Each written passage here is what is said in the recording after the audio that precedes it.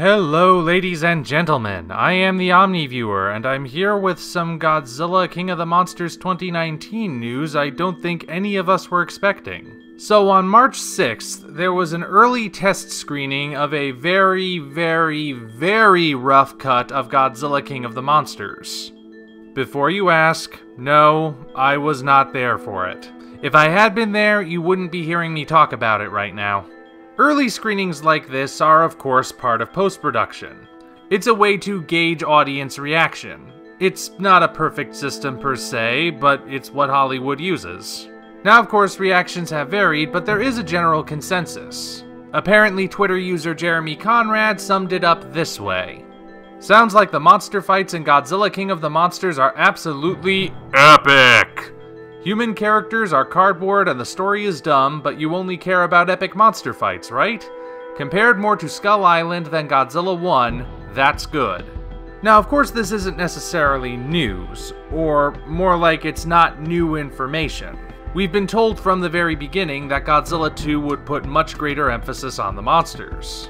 And I'm sure most of us are happy to hear that, especially considering 3 of those monsters are Rodan, Mothra, and King Ghidorah. Now, according to this tweet, the greater focus on the monsters apparently comes at the expense of the human characters. And for as dismissive as it might seem, there is some truth in what this tweet is saying. I think it's safe to say the vast majority of Godzilla fans do watch these movies for the monsters. The humans just need to help move the plot forward and then get out of the way once the kaiju take the scene. Now, considering I just did a pretty lengthy video waxing poetic about how important characters are to me in storytelling, and how I felt the characters of Godzilla 2014 were a major strength, you may wonder if I'm therefore worried at this news.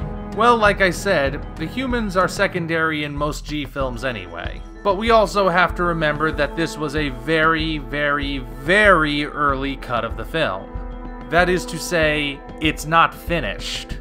The entire reason for this screening is to see what audiences say works and what doesn't work.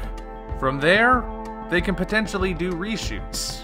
Something else to consider is that the audience at this screening comprises a very small part of the total population of the movie-going public. Therefore, just because these people think a certain thing about particular elements of the movie doesn't necessarily mean that will wind up being the majority consensus. So taking those elements into account, it's still anyone's guess how the final product will turn out. All I hope for is that it is enjoyable.